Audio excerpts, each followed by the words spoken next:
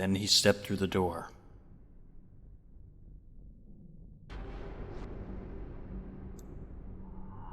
Fell shut. In the blink of an eye, they were gone. As soon as Ace and Lotus were gone, Junpei and the others leapt for the door in pursuit of Ace. But as Junpei laid his hand on the doorknob, there was a noise behind him. He looked over his shoulder. June was kneeling on the floor, breathing heavily. Hey! June, what happened? Are you alright? Santa ran to June and wrapped his arm around her before she could collapse all the way. Jesus, you're burning up! Your fever's back! Are you okay? June's fever had returned, again for no apparent reason. Her eyes were watery and her eyelids drooped. Her breath came in dry, shallow gasps. I'm okay.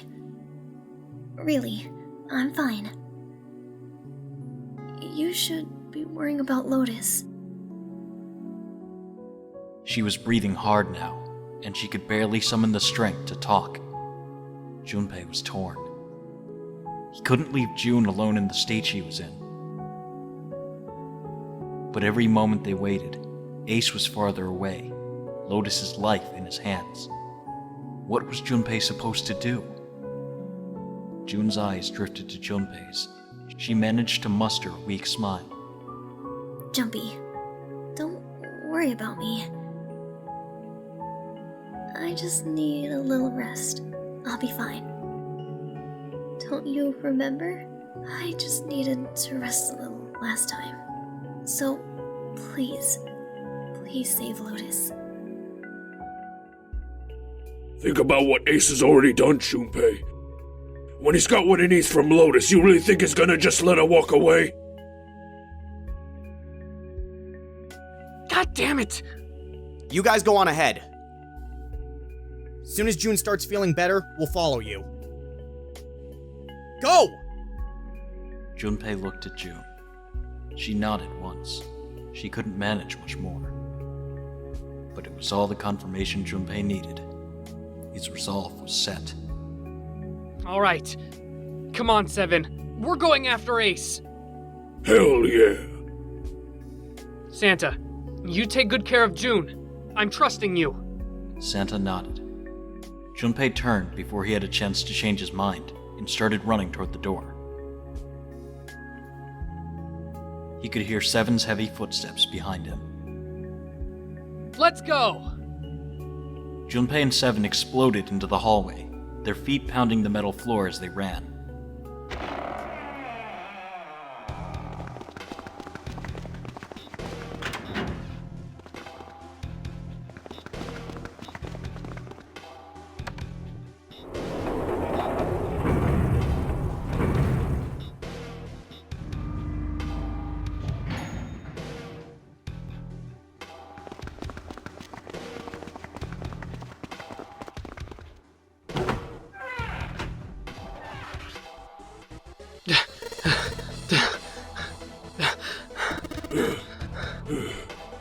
Junpei and Seven had finally arrived at the church, exhausted and out of breath. As their lungs struggled to catch their breath, their eyes frantically scanned the room. No sign of Ace or Lotus. You think they already went through? He reached up to wipe a palmful of sweat from his brow. Maybe. Even as he spoke, Junpei was already on his way to the larger of the number 9 doors. He looked at the red. The display panel read, vacant. He spun around and headed toward the smaller door. This red would tell him if Ace and Lotus had moved to another room. Engaged. It's occupied. That means Ace and Lotus went through here. Yeah, it seems like it. Junpei and Seven stepped away from the door. They retreated to the center of the room and began to talk. What do we do now? Yeah, what should we do? Well, the big door is still vacant, but The two of us can't do anything with it. yeah. First of all, our digital route is not 9.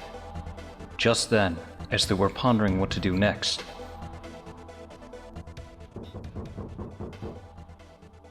there was a noise. A noise like someone hitting a thick wooden panel.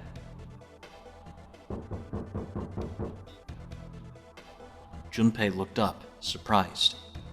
Seven followed suit, his eyes jumping around the room, looking for the source of the sound. It wasn't long before they found the altar. Or more precisely, what was on it. The coffin. Yeah. Let's open it. How? By force. I don't think that's gonna happen. Well, you never know until you try, right? The only necessity for success is the willingness to suffer 1,000 failures. Who said that? I forget. Anyway, we've got to try. Junpei and Seven leapt at the coffin. They grabbed hold of what purchase they could find and pulled.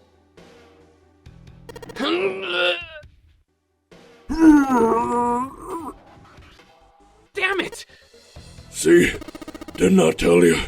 If you could just pull it open, why would it have something like that? Seven pointed at a keypad on the side of the coffin. Right. So unless I put in the right passcode, it's not gonna open. The noise hadn't stopped. In fact, as it continued, it had only gotten louder and more forceful. What were they supposed to do, Junpei wondered. Was there some sort of clue somewhere?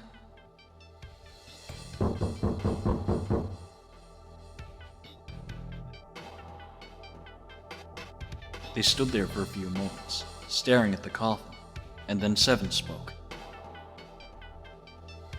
Hey, Junpei. I remember you mumbling about some weird numbers over by the bathroom in the first-class cabin. You got those numbers by solving the secret message Clover was holding, right? Truth that gun or something like that. Yeah, that's right. What about it? Well, maybe that number's the passcode for this thing, too. Come on, that's impossible. Those numbers were the code to unlock that safe. Yeah, but the person who set up the safe in this coffin is the same person, right? Zero set up both of these. Yeah, probably. Well, then they might have set the same passcode for both of them. That's ridiculous. Why don't you just try it? I mean, it's not like it's making things any worse. It'd just be a waste of time. There's no way they're the same number. How do you know that? You never know until you try. The only necessity for success is the willingness to suffer 1,000 failures. Who said that? You. Ugh. Fine. He knelt down in front of the keypad and looked at it. Perhaps because he'd repeated them so many times before, the numbers came easily to Junpei's mind. Quickly, he typed them in.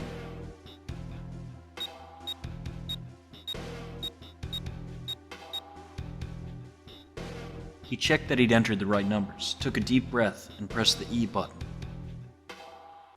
It only took a moment. What? You've got to be kidding me. There was a click. And with a heavy clunk, the lid of the coffin slid off onto the floor. Someone sat up from inside. Snake! You. Why? Those voices. Junpei and Seven, unless I'm mistaken. Where are the others? Are they elsewhere? Of course, there was no reason Snake would have known anything about where anyone else would be. Junpei and Seven looked at one another. There was a great deal he needed to know, but...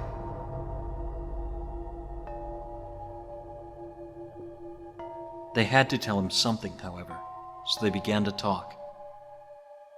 Snake explained to them how he came to be locked in the coffin.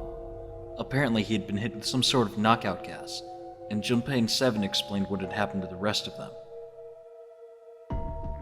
There was one thing, however, that neither Seven nor Junpei could bring themselves to say.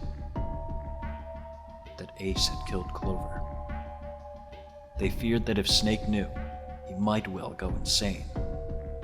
They decided as much by a look the moment Snake had climbed out of the coffin. Snake's story explained frustratingly little. Zero's true identity was a mystery, as were his intentions. Why had Zero put Guy X in Snake's clothes? If Zero had left a note for them to say the nonary game had been played 9 years before, was there some connection?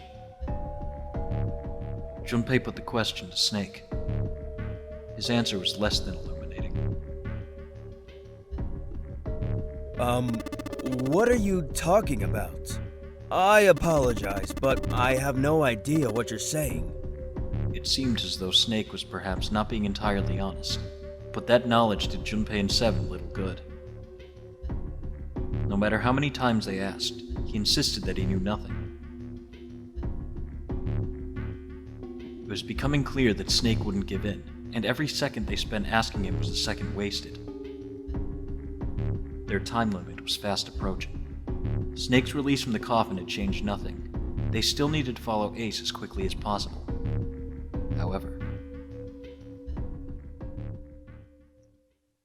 they stood in silence, the overpowering atmosphere of the chapel almost stifling. Junpei, Seven, and Snake simply stood, at a loss for what they should do next.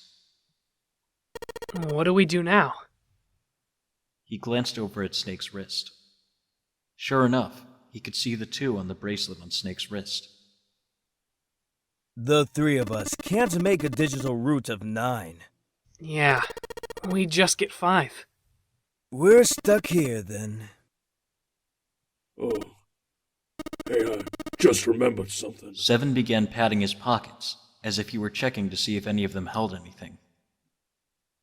What? What is it? I found something earlier. What did you find? This. He'd finally found the pocket he wanted, and his hand dove into it. Seven pulled out something round and metal. A bracelet. There was no mistaking the number glowing at them from the face like a cartoon eye. Zero. Zero's bracelet. What the hell? Are you saying that 7 has the number 0 bracelet? Yeah. Where did you get that? Snake's question was innocent enough, but if he learned the truth, if he'd been able to see, he would have noticed Seven look away. Clover gave it to me. She did? Yeah. How did she come by it? Well, she found it, see, on the other side of door 1A deck, the captain's quarters. She asked me to hold on to it because it was too big and bulky for her to be looking around. It was a lie, and Junpei knew it. I haven't actually looked at it yet. Didn't want to disturb the crime scene, you know. Basic stuff. Well, I did borrow one thing. Alright, Junpei. But nice knowing you. What?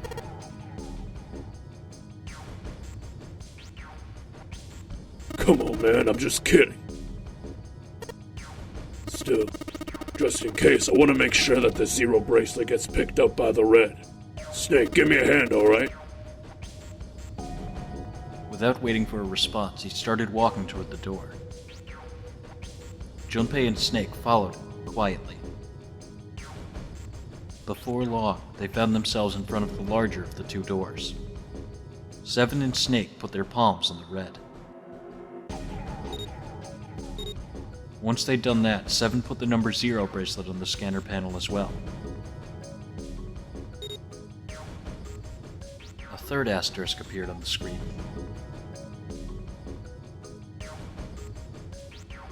Now they just needed to pull the lever, and the door would open.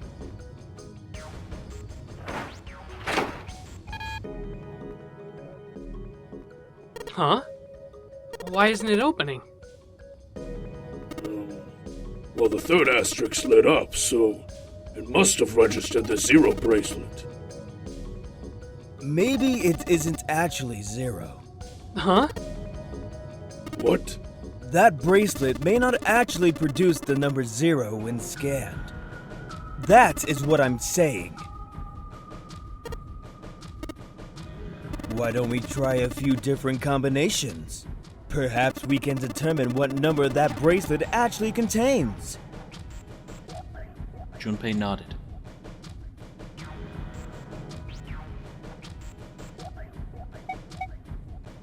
If that combination worked, then the mysterious bracelet's number was 6. They scanned in their bracelets.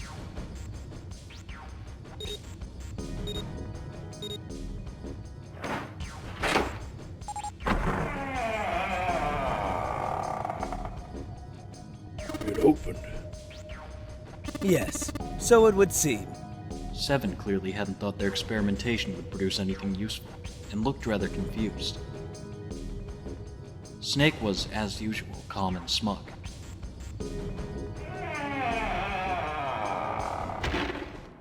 The door slid closed. Junpei's forehead furrowed as he thought.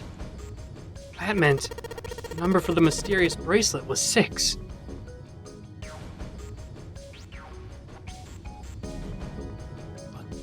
How could it be 6?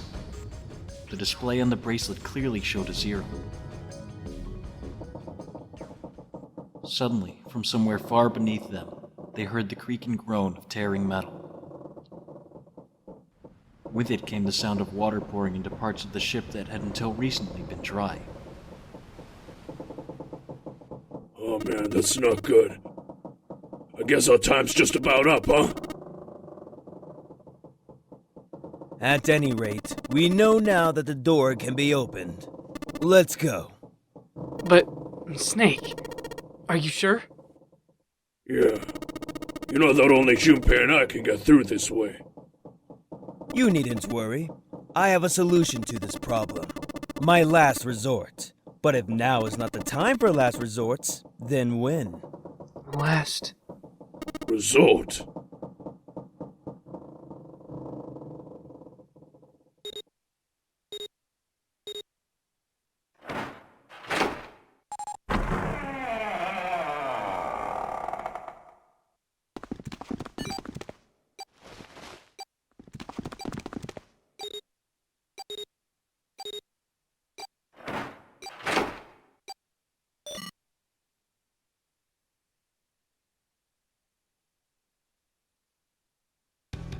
Junpei, Seven, and Snake ran full tilt down a long, straight hallway. They were headed for the stern of the ship and had no time for distractions. As they ran, Seven spoke. Gotta admit, you really surprised me there, kid. I couldn't figure out how the hell you were gonna get out of that one. How come you didn't do that right off the bat? As I told you, it was a last resort. Had I used it at the beginning of the game, I would have come under a great deal of suspicion. I imagine most people would have taken it to mean that I was 0. Once they convinced themselves of that, I wasn't optimistic about my chances of making it out of here alive, let alone unscathed. I felt it best to play my cards close to the chest, as it were. That way, if I were in a situation where there was nothing else I could do, I'd have a little trick up my sleeve. I'd just take my bracelet off. Snake's plan had been simple but effective. He'd simply removed his bracelet. How? It had looked as though Snake had simply crushed the bones of his hand until they were small enough to fit through the wristband. Of course, that would have been practically impossible. So, How had he done it? My brother's left arm is... it's not like a normal person's arm. It's fake.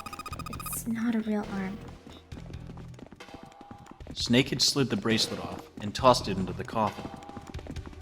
With it gone, he'd had little to fear from the numbered doors. He'd walked through the door easily, without authenticating. He stepped out the other side unscathed and began running down the hall alongside Seven and Junpei. They kept running for a while longer, and eventually came upon a set of stairs leading downward on the right side of the hallway. They stopped and peered down the staircase. As far as they could tell, it went all the way to the bottom deck.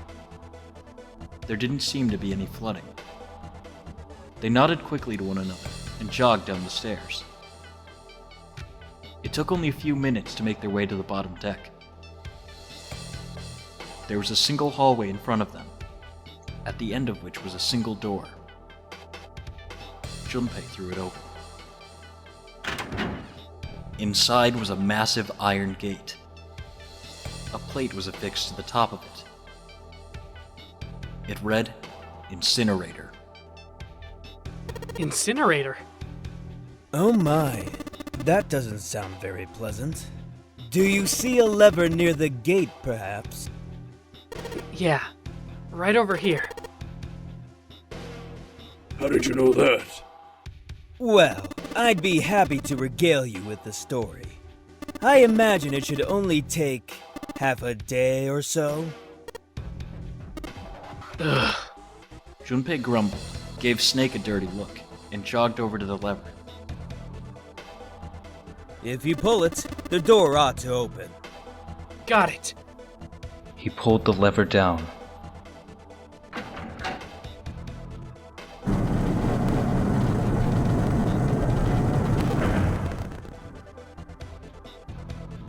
With the rumble of an ancient motor, the door opened.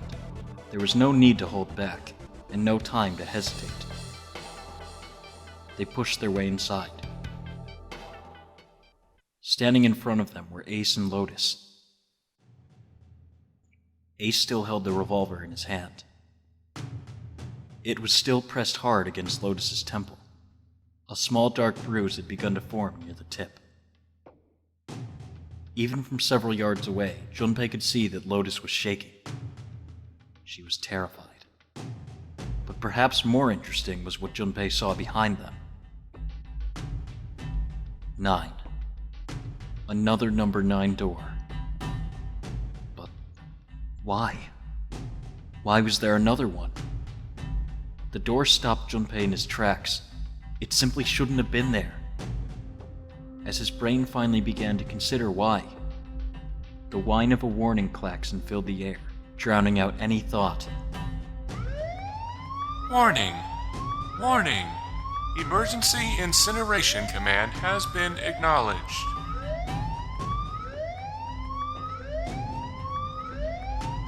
Automatic incineration will take place in 9 minutes.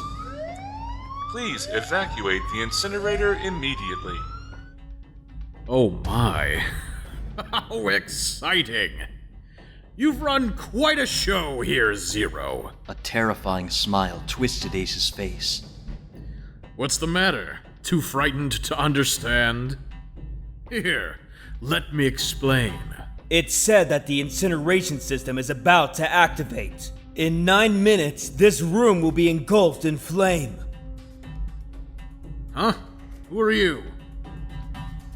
You don't recognize me? I'm hurt.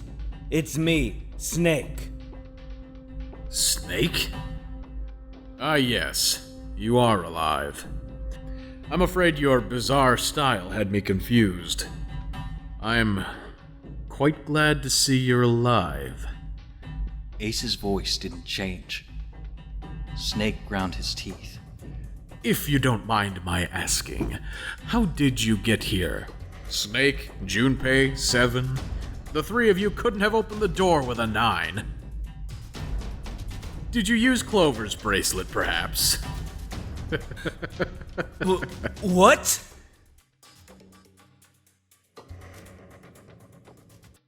Ah.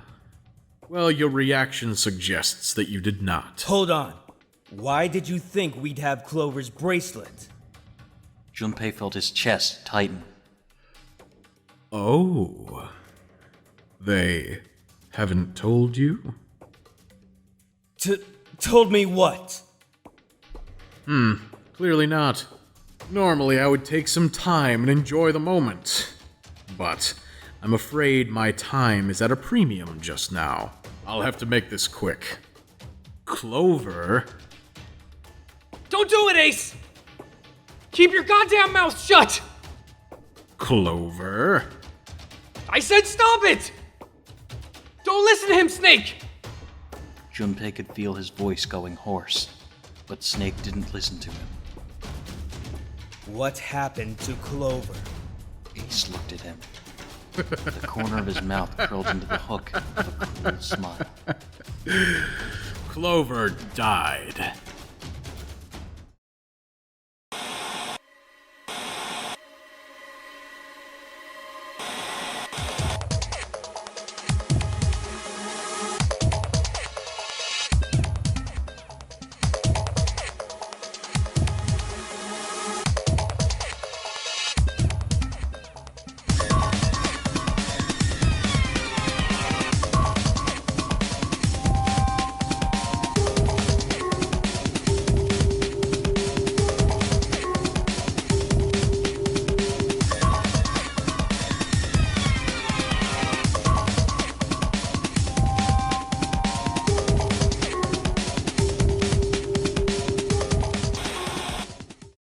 Let's draw project.